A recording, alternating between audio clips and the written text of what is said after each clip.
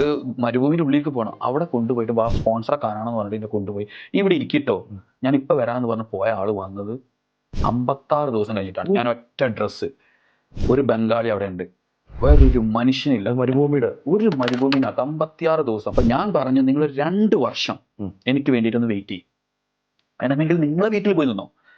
ഈ 2 വർഷം കൊണ്ട് ഈ എല്ലാ ലയബിലിറ്റി ഞാൻ തീർത്തിട്ട് ഞാൻ വരും. പക്ഷെ ഈ 2 വർഷം എനിക്ക് സമയം വേണം, എനിക്ക് ഇത്രയും കടങ്ങളുണ്ട്. അപ്പൊ എനിക്കൊരു ജോലി കയറി കഴിഞ്ഞാൽ നടക്കില്ല.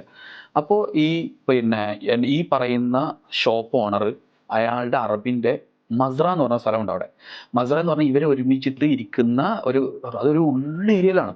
ഒരു മരുഭൂമിയുടെ ഉള്ളിലേക്ക് പോകണം. അവിടെ കൊണ്ടുപോയിട്ട് സ്പോൺസറെ കാണാണെന്ന് പറഞ്ഞിട്ട് കൊണ്ടുപോയി ഇവിടെ ഇരിക്കട്ടോ ഞാൻ ഇപ്പൊ വരാന്ന് പറഞ്ഞ് പോയ ആള് വന്നത് 56 ദിവസം കഴിഞ്ഞിട്ടാണ്. ഞാൻ ഒറ്റ ഡ്രസ്സ്, ഒരു ബംഗാളി അവിടെ ഉണ്ട്, വേറൊരു മനുഷ്യനില്ല.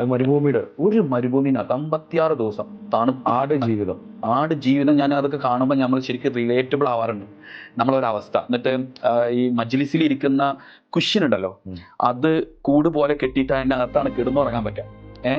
ആ സമയത്ത് അവർ ബംഗാളി വരുന്ന ഭക്ഷണം ഇവരെപ്പോഴെങ്കിലും വരുമ്പോൾ ഈ അറബി യല്ല അനക്കലാം, ഞാൻ വിളിക്കാം എന്ന് പറയും.